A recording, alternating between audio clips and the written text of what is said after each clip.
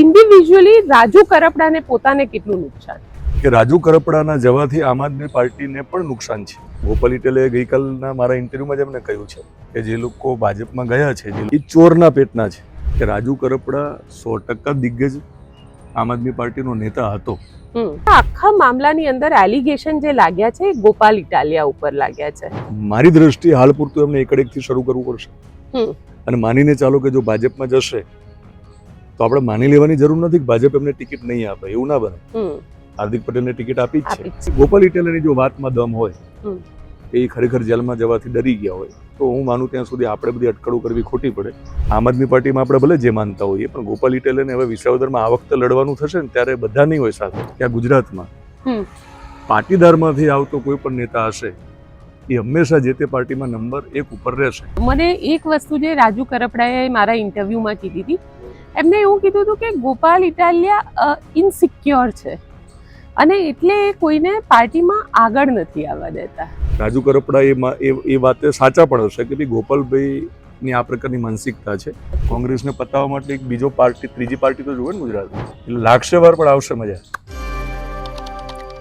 નમસ્કાર, હું છું ગોપી ઘાંગર અને આપ જોઈ રહ્યા છો નિર્ભય ન્યૂઝ. મારી સાથે અત્યારે વિશેષ વિથ દિનેશ સિંધવ અત્યારે છે અને તેમની સાથે ચર્ચા કરવાની છે આજે આમ આદમી પાર્ટીની. કારણ કે રાજુ કરપડાના જવાથી ભાજપને કેટલો ફાયદો થશે, આમ આદમી પાર્ટીને નુકસાન કેટલું થશે દિનેશભાઈ, પણ એ બધાની વચ્ચે મારે એ સમજવું છે કે ઇન્ડિવિજ્યુઅલી રાજુ કરપડાને પોતાને કેટલું નુકસાન? તમારો જે સવાલ છે ગોપીબેન, એનો જવાબ આપવો એ પહેલા થોડુંક આપણે એ સમજી લઈએ કે અલ્ટિમેટલી રાજુ કરપડા એ છે તો આમ આદમી પાર્ટીના પૂર્વ સભ્ય કહીશું આપણે. બિલકુલ. તો ફાયદો ભાજપ અને આમ આદમી પાર્ટીની પણ આપણે ચર્ચા કરવી પડશે. પછી વ્યક્તિગત રાજુભાઈની આપણે વાત કરીએ કે રાજુ કરપડાના જવાથી આમ આદમી પાર્ટીને પણ નુકસાન છે. કઈ રીતે? માત્ર રાજુ કરપડાને નુકસાન જશે અથવા ભાજપમાં ગયા પછી, માનો કે જો ભાજપમાં જશે તો ગોપાલ ઇટેલે ગઈકાલના મારા ઇન્ટરવ્યુમાં જ એમને કહ્યું છે કે જે લોકો ભાજપમાં ગયા છે, જે લોકો ભૂતકાળમાં ભાજપનો વિરોધ કરતા હતા, બરાબર, એ બધા જ લોકો, મને નામ નથી આપ્યું પણ આપણે સમજી શકીએ કે કયા લોકોની વાત કરે છે, બરાબર, એ ચોરના પેટના છે. આવો શબ્દ ગોપાલ ઇટાલિયાએ વાપર્યો છે.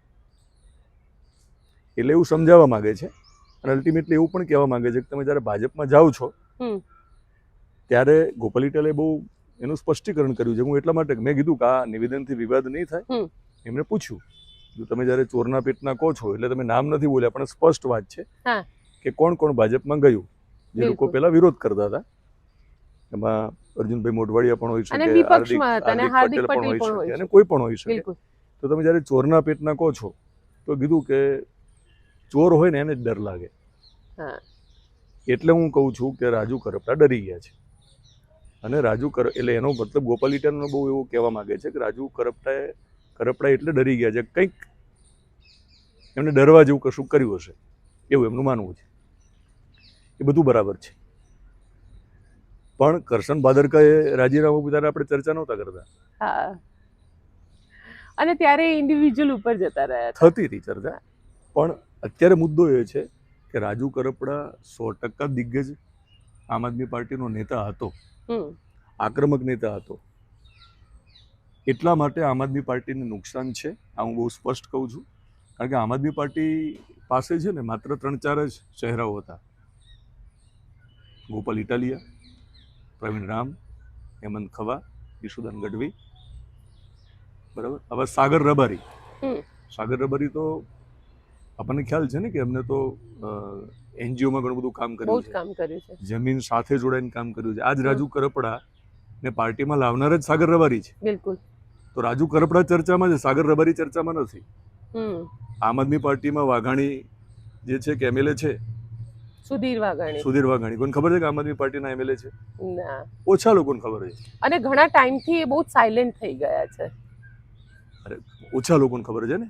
એટલે હું કહેવાય માંગુ છું કે આખા ગુજરાતની રાજનીતિમાં 4-5 ચહેરાઓ જે છે, હર્ષ સંઘવી હોય, જીતુ વાઘાણી હોય ભાજપમાંથી, શંકર ચૌધરી હોઈ શકે, આ બાજુ ગોપાલ ઇટાલિયા છે, ઈશુદાન હતા અને પછી રાજુ કરપડા જે રીતે ઉભરી આવ્યો એમનો ચહેરો, એક નેતા તરીકે જે રીતે એમનો ઉદય થયો, તો વિસાવદરના ઇલેક્શન પછી ગોપાલ ઇટાલિયાની જીત પછી આમ આદમી પાર્ટીને ઓક્સિજન તો મળ્યું જ હતું, પણ સેમીફાઇનલ જીત્યા હોય ને એ પ્રકારનું મળ્યું હતું કે ફાઇનલ 2027માં લડવા માટે એક ઉત્સાહ આવ્યો હતો, એક માહોલ બન્યો હતો. તો રાજુ કરપડાના કારણે, એ આંદોલનના કારણે 100% સૌરાષ્ટ્રમાં તકલીફ થાય એ પ્રકારની પરિસ્થિતિ રાજુ કરપડાએ અને પ્રવીણ રામે ઊભી કરી હતી. ખાસ તો ખેડૂતોના મુદ્દાને લઈને પરિણામો ચૂંટણીના જે આવે તો ગોપાલ ઇટાલિયા અને ઈસુદાન ગઢવી સિવાય પણ આ બે નેતાઓનો પણ ભાજપે વિચાર કરવો પડે રાજનીતિના ભાગરૂપે. એ પરિસ્થિતિમાં આવી ગયા તે લોકો. એટલે રાજુ કરપડાના આમ આદમી પાર્ટીના છોડોના કારણે આમ આદમી પાર્ટીને નુકસાન છે. સૌરાષ્ટ્રમાં 100% નુકસાન છે ને. આ રાજુ કરપડાએ તો કચ્છમાં પણ એમનું આંદોલન કર્યું પહોંચાડ્યું હતું. તો હું બહુ સ્પષ્ટ માનું છું કે ભાજપને પણ એવી ખબર પડી ગઈ હશે ને જ્યારે રાજુ કરપડાની આટલી બધી ચર્ચા કરી ત્યારે સમજી શકાય એમ છે કે રાજુ કરપડા આમ આદમી પાર્ટીમાં મને લાગે છે કે બીજા ક્રમે કે ત્રીજા ક્રમે હતા ગોપાલભાઈ પછી. તો પહેલું તો આમ આદમી પાર્ટીનું નુકસાન છે. હવે રાજુ કરપડાને નુકસાન છે કે નહીં જે આપણે ચર્ચા કરીએ છીએ એમાં હું વ્યક્તિગત એવું માનું છું કે રાજનીતિના ભાગરૂપે નુકસાન છે. કઈ રીતે કે રાજુ કરપડાએ ફરી એકવાર સાબિત કરવું પડશે કે હું બિન રાજકીય છું, હું માત્ર ખેડૂતનો નેતા છું અને ખેડૂતો માટે હું લડી લેવા તૈયાર છું. હવે એમને પાછું એકડેકથી આ મહેનત કરવી પડશે. હવે આખો મામલો એ છે કે એમને ફાયદો અને ગેરફાયદો, હવે માનો કે ગોપાલ ઇટાલિયાનો જે આરોપ છે એ પ્રમાણે એમને ભાજપના પ્રેશર પોલિટિક્સના કારણે આમ આદમી પાર્ટીમાં ડર લાગે છે એવું ગોપાલભાઈ માને છે. ગોપાલભાઈ એવું પણ કહે છે કે રાજુભાઈ ડરવાની એટલા માટે જરૂર નથી કે સેશન્સ કોર્ટમાં જે કેસ ચાલે એ પછી તમે હાઈકોર્ટ અને સુપ્રીમ કોર્ટ સુધી જઈ શકો તમે, તો વધારેમાં વધારે તમને 2-3 મહિનાની સજા થાય. તો એટલું બધું ડરી જવાની જરૂર નથી. તો ગોપાલ ઇટાલિયાને મેં વળતો સવાલ કર્યો કે ભાઈ તો આટલો બધો ફરક નતો પડવાનો, તો રાજુ કરપડાના જવાબથી તમને ફરક તો પડવાનો જ છે. કે ગોપાલ ઇટાલિયા ખુદ મારા ઇન્ટરવ્યુમાં બોલ્યા કે મારી લિંક તોડી નાખી આ લોકોએ. મારી જે લિંક બની હતી વિસાવદરના ઇલેક્શન પછી, એટલે મારી લિંકમાં રાજુ કરપડા અગત્યના હતા મારી આખી ચેનમાં. તો ક્યાંક એક ડેમેજ ભાજપે અત્યારે કર્યું તો છે જ એ મુદ્દે. પણ એમને સાથે એવું પણ કહ્યું કે કોઈના કારણે પાર્ટી અટકી ના જાય. પાર્ટી તો એના કારણે, વ્યક્તિના કારણે અને એક વિચારના કારણે આગળ વધે, વ્યક્તિના કારણે અટકી ના જાય. વ્યક્તિ વિશેષ હોઈ શકે પાર્ટી શરૂઆતમાં, પણ લાંબા ગાળે એક સિસ્ટમ કામ કરે, જેમ આપણી ચેનલ હોય કે પછી પાર્ટી હોય. એટલે કારણ કે આ સેમ મેં ગોપાલ ઇટાલિયાનો ઇન્ટરવ્યુ કર્યો હતો દિનેશભાઈ, અને મેં એમને સવાલ કર્યો હતો. મેં કીધું કે આમ આદમી પાર્ટી તો કોર્પોરેટ કંપની જેવી છે. અહીંયા રોજ સવારે કોલ થાય છે, કયો વ્યક્તિ કેટલું કામ કરે છે, એને કામ સોંપવામાં આવે છે, એ ડિલિવર કરે છે કે નથી કરતું, એનો રિપોર્ટ પણ સાંજે લેવામાં આવે છે.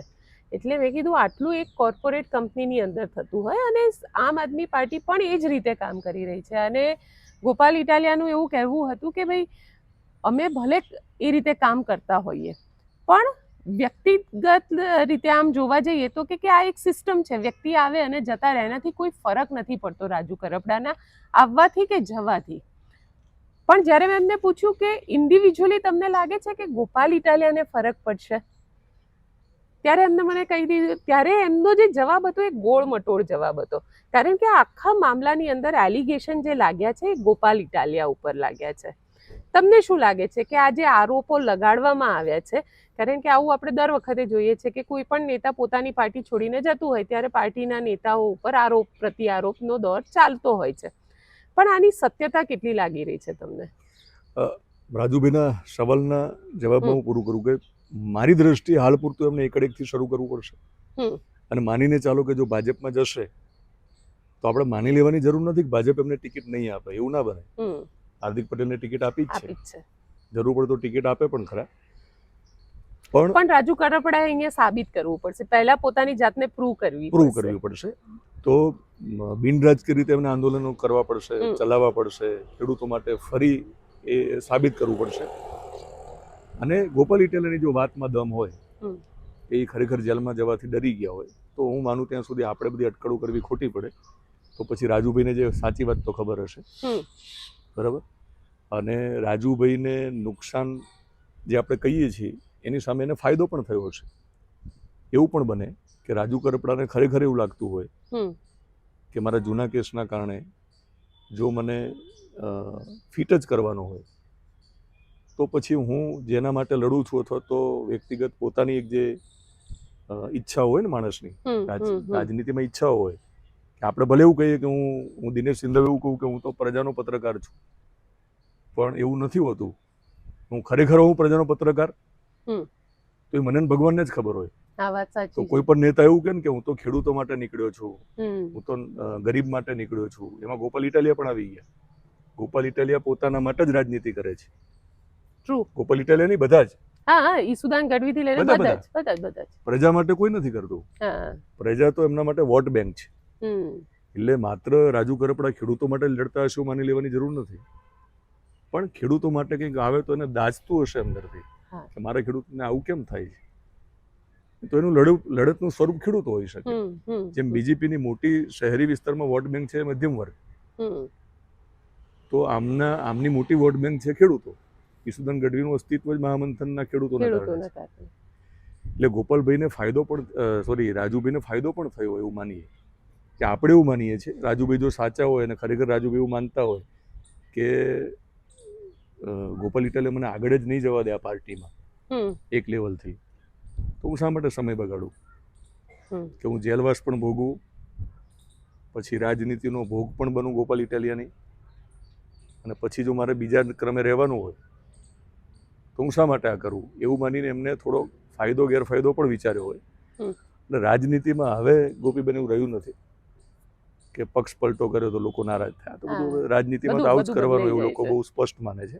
પહેલા એવું માનતા હતા કે પક્ષ પલટો થાય એટલે જ્યારે બાય ઇલેક્શન આવે તો એ વ્યક્તિ હારી જાય, પણ છેલ્લા ઘણા ઇલેક્શનમાં આપણે જોયું છે કે વધારે વોટથી જીતીને આવે છે. બિલકુલ. એમાં અર્જુન મોઢવાડિયાનું સૌથી જીવતું જાગતું ઉદાહરણ. બિલકુલ. પણ રાજુભાઈના જવાથી આમ આદમી પાર્ટીને નુકસાન છે. બરાબર. રાજુભાઈને આમ આદમી છોડી પાર્ટી, મેં તમને બહુ ટૂંકમાં એક જવાબ પાછો આપી દઉં કે આમ આદમી પાર્ટીને ફાયદો તો નથી આમાં. રાજુ કરપડાના જવાથી આમ આદમી પાર્ટીને નુકસાન છે. રાજુ કરપડાના આમ આદમી પાર્ટી છોડીને પછી જે કોઈ પક્ષમાં જશે એમાં ફાયદો પણ છે ને રાજુ કરપડાને થોડુંક નુકસાન પણ છે. પણ માની લો કે બીજેપીમાં જાય તો શું અને કોંગ્રેસમાં જાય તો ફાયદો થાય કે નહીં? બીજેપીમાં જાય અને કોંગ્રેસમાં જાય રાજુ કરપડા, તો હું જ્યાં સુધી માનું છું ત્યાં સુધી રાજુ કરપડાની જે હાર હતી ને ગઈ વખતની, મતની ગણતરી થાય ત્યારે થોડાક મત માટે પણ આપણે હારી જઈએ, પણ રાજુ કરપડાનું લોકલ એક વજન છે, એક પોતાના જે કમિટેડ વોટર્સ જે છે એના ઉપર એની પકડ છે રાજુ કરપડાની. એટલે મને એવું લાગે છે કે ભાજપમાં જાય તો જીતી જ જવાના છે. જો ટિકિટ આપે તો જીતી જ જવાના છે, કારણ કે સંગઠન છે ભાજપ જોડે, અને ચૂંટણી 2027ની જીતવા માટે, અને પછી તો માનો કે જ્યારે નરેન્દ્ર મોદીનો ચહેરો હોય, હિન્દુત્વની આખી વાત હોય, અને ત્યારે પછી વચ્ચે જે કોઈ લડતા હોય બધા જીતી જતા હોય છે. કોંગ્રેસમાં જો જાય રાજુ કરપડા તો એમને મહેનત વધારે કરવી પડશે. ફરીથી એ સંઘર્ષ. હા, એટલે ત્યાં પછી સંગઠનનો ફાયદો મળશે કોંગ્રેસમાં. આમ આદમી પાર્ટીમાં આપણે ભલે જે માનતા હોઈએ, પણ ગોપાલ ઇટાલિયાને હવે વિસાવદરમાં આ વખતે લડવાનું થશે ને ત્યારે બધા નહીં હોય સાથે. હા, કારણ કે ત્યાં કાઠી વોટ બહુ મહત્વના છે અને લગભગ 7,000 થી 8,000 જેટલા કાઠી વોટ છે, જે વિસાવદરની ચૂંટણીમાં રાજુ કરપડાએ બધા જ વોટને યુનિટાઇઝ કર્યા હતા. આહિરના મત છે, કાઠીના મત છે. બિલકુલ. આપણે એમાં પણ ના જઈએ, માની લો ને કે ભાઈ કાઠી એવું નહીં વિચારે કે તમે રાજુ કરપડાને નુકસાન કર્યું એટલે ગોપાલભાઈ પસંદ નથી. આપણે એવું નથી કહેવા માંગતા. હાલ આહિરો પણ એવું નહીં વિચારે કે ભાઈ તમે જે તે સમયે અમારો જ ઓબીસીનો વિરોધ કરતા હતા, ગુણવંત શાહની એક વાતચીતમાં તમારી જે ઓડિયો ક્લિપ રિલીઝ થઈ હતી, એવા અમને જવાહરભાઈએ કીધું એટલે અમે તમને વોટ આપ્યા. બરાબર. એમાં બહુ એમને પડવું નથી. પણ મુદ્દો એ છે કે ત્યારે બધા સાથે લડ્યા હતા. ગોપાલભાઈ જીત્યા પણ લડ્યા હતા બધા સાથે. આ વખતે ઇલેક્શન આવશે એટલે બધાએ પોતપોતાની રીતે જે તે વિસ્તારમાં મહેનત કરવાની છે. પેલી પેટા ચૂંટણી હતી એટલે ગોપાલભાઈને ત્યાં એકલા હાથે જ લડવાનું છે આ વખતે. એટલે ગોપાલભાઈને પણ એટલી જ મહેનત પડવાની છે. તો પછી આ વખતે રાજુભાઈએ જો મહેનત જ કરવાની હોય તો રાજુભાઈને ખબર હતી કે આ વખતે તો મારે જ કરવાની છે મહેનત.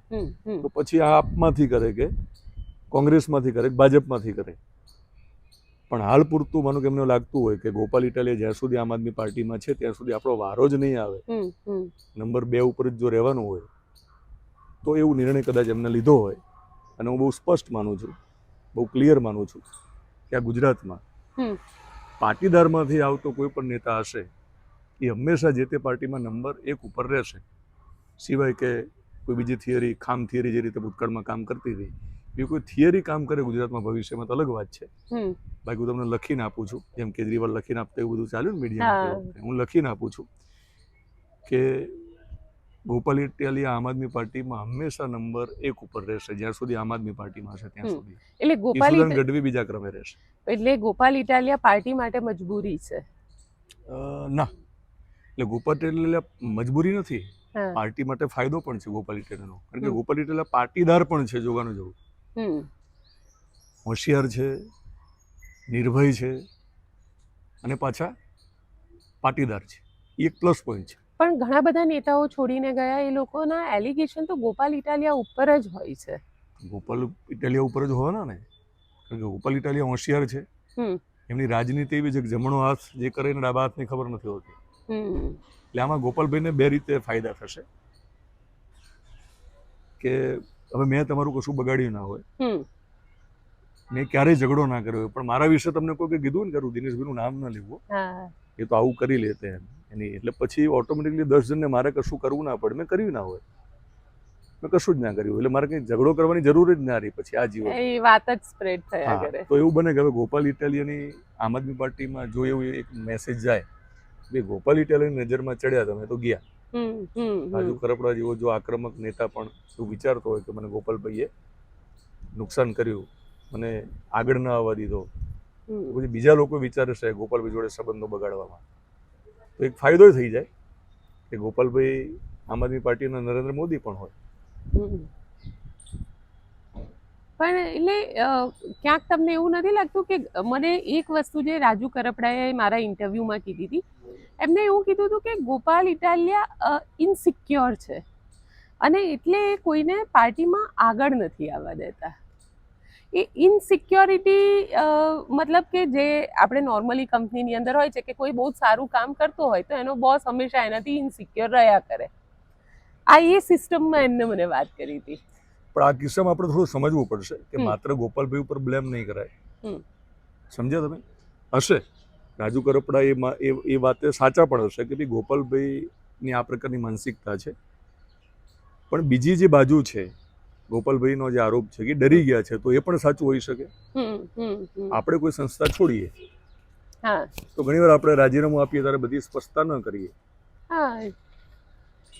હું કમ્ફર્ટેબલ ન હોઉં એટલે હું શું કરું, હું ગોપીબેનનું નામ આપીને જઉં, પણ ગોપીબેને મને નુકસાન નથી કર્યું એવું ના હોય. ગોપીબેને મને ભૂતકાળમાં નુકસાન કર્યું જ હોય એ સંસ્થામાં, કે મારી કોઈ સ્ટોરી ના ચાલવા દીધી હોય, મારી કોઈ સ્ટોરી આઈડિયા હોય તો એને કિલ કરાવડાયો હોય, તો એ મને મગજમાં તો હોય જ કે ગોપીબેન મને નુકસાન કરે છે, અને પછી એ સંસ્થામાં મારે વધારે ન રહેવું હોય, મારું ભવિષ્ય ન લાગતું હોય, એટલે એમનું નામ આપીને.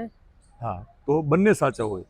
તમે સાચા હો, તમારા ઉપર આરોપ તમે પછી એવું પણ કહેવાના કે ભાઈ પહેલા જેવી એની પત્રકારત્વમાં ધાર નહોતી. દિનેશ સિંધુ ભલે મોટી મોટી વાતો કરતો હતો, પણ હવે કંઈ હતું નહીં, એટલે એ યાર કમ્ફર્ટેબલ નહીં હોય આ સંસ્થામાં, તો બીજે મોટી ઓફર હશે ને જવું હશે એટલે મારું નામ આપીને ગયા છે. પણ એમાં તમે મને હેરાન કર્યો એ પણ સાચી વાત હોય પડદા પાછળ, પણ હું તો કહું નહીં, બહાર થોડું લખવાનો ફેસબુકમાં મને ગોપીબેન હેરાન કરે છે, જગ્યા કરી લો મારી. એટલે મને એવું લાગે છે કે રાજુ કરપડાના જવાથી વિપક્ષને નુકસાન છે, ગુજરાતને નુકસાન છે, કે એક વિપક્ષ જે થોડો સબળ હોવો જોઈએ કોઈ પણ રાજ્યમાં, ભાજપને હટાવવા માટે નહીં, ભાજપ ભલે સત્તામાં રહે પણ સામે વિપક્ષની પણ એટલી જરૂર હોય છે. એવા સમયે રાજુ કરપડાના જવાથી 100% નુકસાન છે. રાજુ કરપડાના વાતમાં જો દમ હોય કે ગોપાલભાઈ એમની પોતાનું જ એક કદ મોટું કરી રહ્યા છે, તો પછી પાર્ટીએ પણ વિચારવાની જરૂર પડશે, ગોપાલભાઈએ ખુદ પણ વિચારવું પડશે કે ભાઈ કેપ્ટન એકલો ના જીતી શકે. બિલકુલ, તમારે મેચ જીતવી હોય તો તમારે સૈનિકો તો જોઈએ. તો આમાં બે હોય કે ઘણી વાર ગોપાલભાઈ કશું જ ના કરે તો એમનું એટલા માટે નામ આવે કે ભાઈ ખરેખર હોશિયાર હોય ને ખરેખર મજબૂત હોય તો પણ એનું નામ આવે. પણ આખી વાતમાં ગોપાલભાઈ જે વારંવાર બોલે છે ને કે લાગશે વાર પણ આવશે મજા, એટલે આ વખતે ઇલેક્શનમાં આવશે મજા.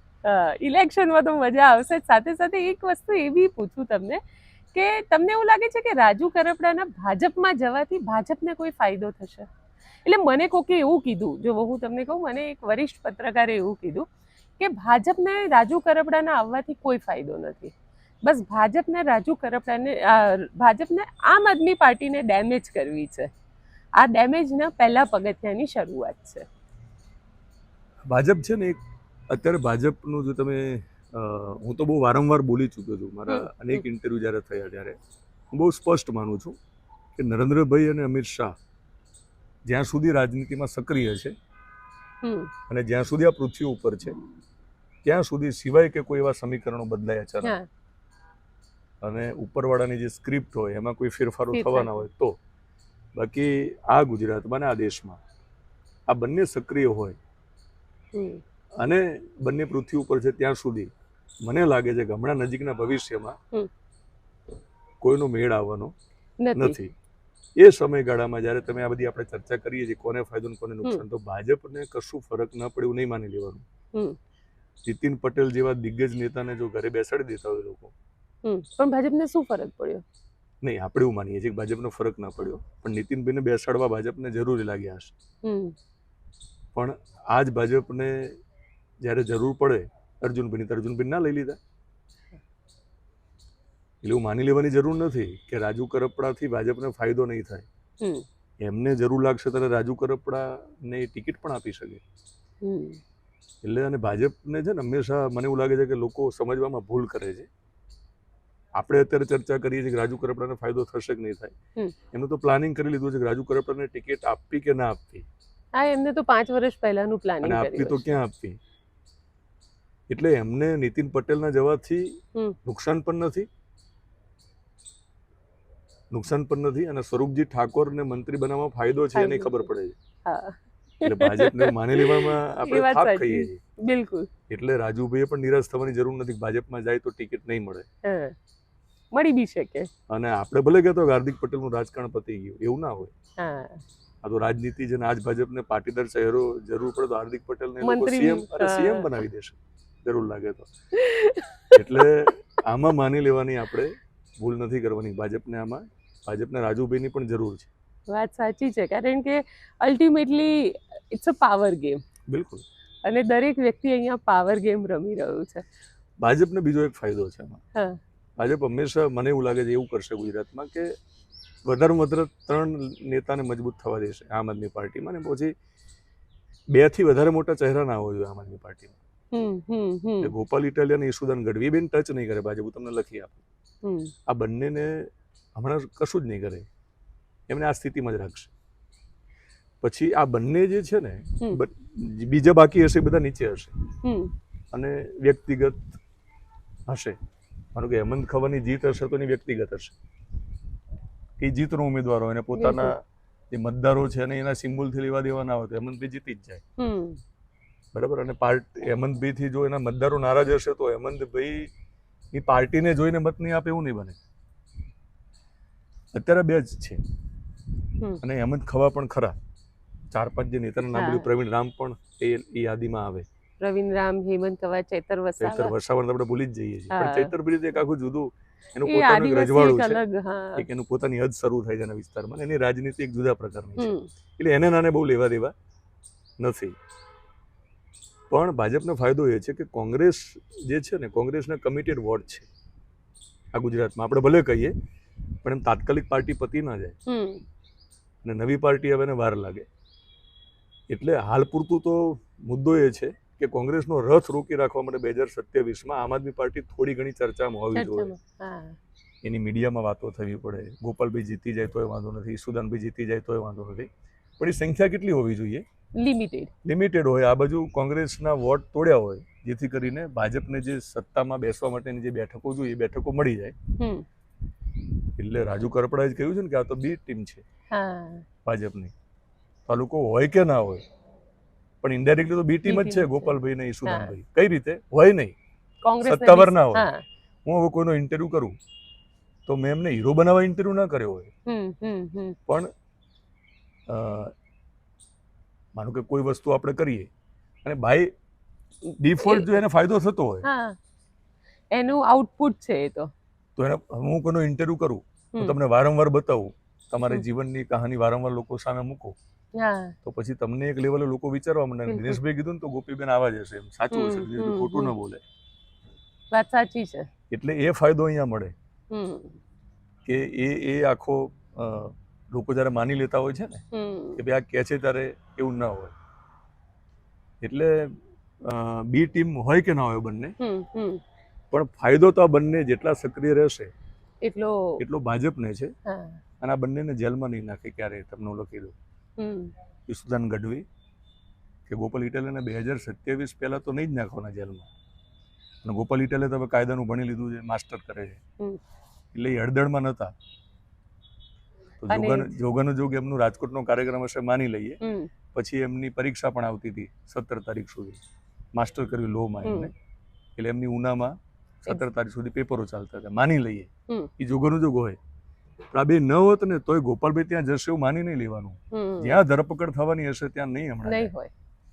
એમાં કઈ ખોટા નથી, આટલી બધી રાજનીતિ કરી હોય, બરાબર. આવો તો ઝાડુવાળા જ છે, પ્રેમમાં બતાવે છે. મિત્રો ઇન્ટરવ્યુ ચાલુ છે ને, સફાઈ કામદારથી નીકળતા હતા, એટલે હું બહુ સ્પષ્ટ માનું છું કે ગોપાલ ઇટાલિયા આ પરીક્ષાઓ ના હોત તોય ગયા હશે એવું માની નહીં લેવાનું. કારણ કે ગોપાલ ઇટાલિયાને ખબર પડી ગઈ છે કે જેલમાં જઈને ના લડાય. હું જેલમાં જઈ આવ્યો, એ મારો એક પીરિયડ પૂરો થઈ ગયો. હવે હું બહાર હશું ને તો જ લડી શકાય.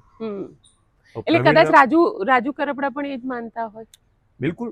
અને રાજુ કરપડાને ફાયદો અને પ્રવીણ રામને થશે, જેલમાં જઈને આવ્યા ને, જેલ ફળે છે બધાને. હા, એટલે પ્રવીણ રામને તો કદાચ ફળી ગઈ કે રાજુ કરપડા તરત જ જતા રહ્યા અને પ્રવીણ રામ પાર્ટીનો 3rd નંબરનો ચહેરો બની ગયા. થડબડ કેમ હોતું નથી. કાલ પાછા એટલે પણ પ્રવીણ રામ માટે એવું કહેવાતું હતું કે હંમેશા રાજુ કરપડાની પાછળ આવે. એટલે એ રીતે ફાયદો થયો. એ રીતે ફાયદો ક્રમ પ્રમાણે ફાયદો થયો, પણ બંનેને જેલમાં જવાથી ફાયદો થયો છે. હા, ખેડૂતોમાં એક. હા, પણ હમણાં ગોપાલભાઈ અને યશુદાનભાઈ જેલમાં નહીં જાય, એકવાર જઈને આવ્યા ત્યાં. એટલે ગોપાલભાઈ એવા એક પણ કાર્યક્રમમાં નહીં જાય કે જે એમને પોલીસ ઉઠાઈ જવાની હોય, ટીંગાટોળી કરવાની હોય ત્યાં સુધી જશે.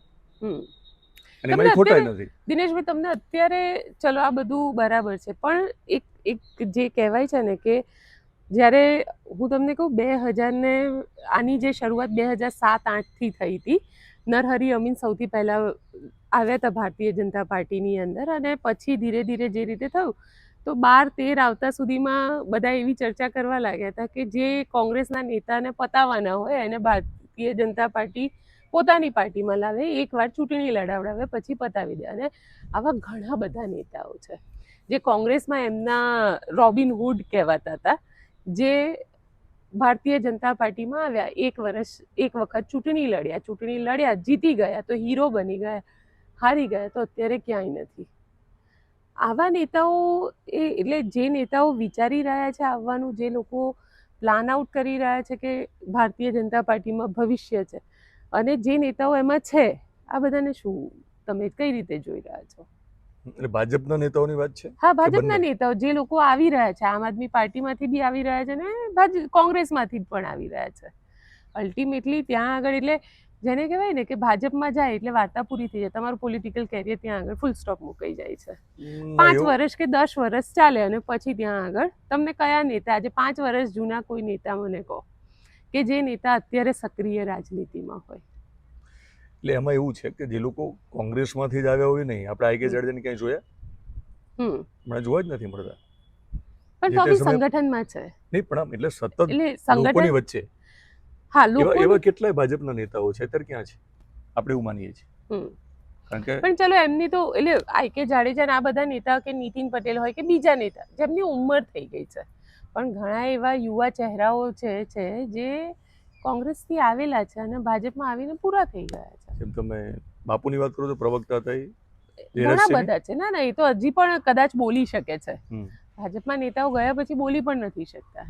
તમે એવું છે કે આપણે તો હમણાં આપણી માનો કે મીડિયાનું સ્વરૂપ જે રીતે બદલાયું છે, ડિજિટલ માધ્યમ ન આવ્યું હોત તો મારે કોઈ સ્ટોરી કરવી છે તો મારે એ ચેનલ વાળા પાસે જ જવું પડે, અને એમની શરતથી જ મને લોકો કામ કરવા હતા. તો સ્પર્ધા શરૂ થઈ, અલગ અલગ ચેનલો આવી, એટલે એક ચેનલની દાદાગીરી ઓછી થઈ, બીજાની સ્પેસ મળી. એટલા માટે આજ કોંગ્રેસ વાળાએ વર્ષો પહેલા ભાજપની સભાઓ નથી રહેવા દીધી. જૂના જમાનામાં જ્યારે એમનો એક સૂર્ય તપતો હતો ત્યારે એમની અચ્છા, સભા તમે કોંગ્રેસની સરકાર જોઈ છે ખરી? તમને ના. યાદ છે ખરી? મેં પણ નથી જોઈ. એ જ કહું છું ને. હા. પણ એવું મેં સાંભળ્યું હતું કે આ જ કોંગ્રેસવાળા જે તે સમયે સત્તામાં હતા ત્યારે ભાજપની સભા ન થવા દેતા. હમ. અને ભાજપવાળાને આટલો જ સંઘર્ષ હતો જ્યારે આ લોકોને છે. હમ.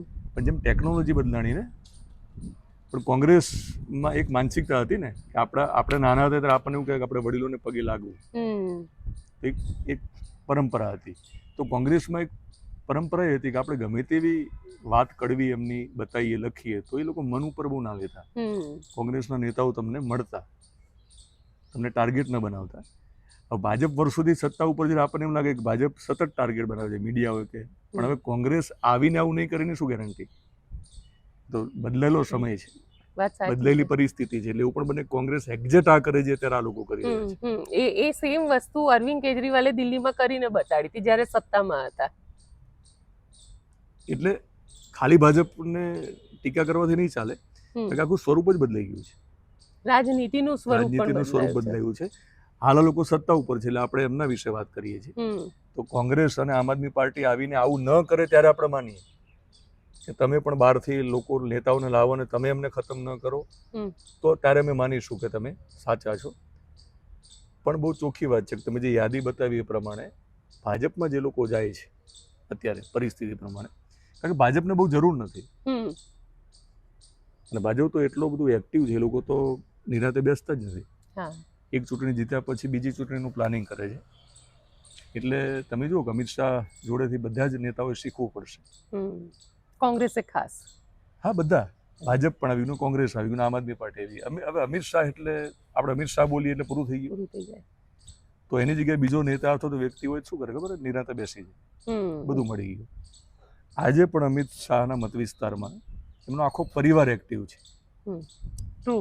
એમનો આખો પરિવાર એક્ટિવ છે કે કોના ત્યાં બાળકનો જન્મ થયો છે, કોના ત્યાં મરણ થયું છે, તો એ તમારે ધ્યાન રાખવાનું છે. એની આ બંને પ્રસંગમાં સહભાગી થવાનું છે. હવે અમિત શાહ એવું વિચારે કે હું તો હવે ગૃહમંત્રી છું દેશનો અને નંબર 2 છું અત્યારે દેશમાં, તો મને શું ફેર પડે મારા મત વિસ્તારમાં હું જવું કે ના જવું? પણ એ કાર્યકરો જોડે આજે ટિફિન ખાય છે.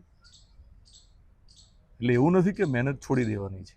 નહીંતર મને એવું લાગે અમિત શાહને કંઈ કરવાની જરૂર ખરી આપણી દ્રષ્ટિએ? બિલકુલ નહીં. જેમ છોટું વસાવા અને એ લોકો કરે છે, સોલંકી બહાર ન નીકળીને જીતી જતા હોય, તો આમને ક્યાં કરવાની જરૂર છે?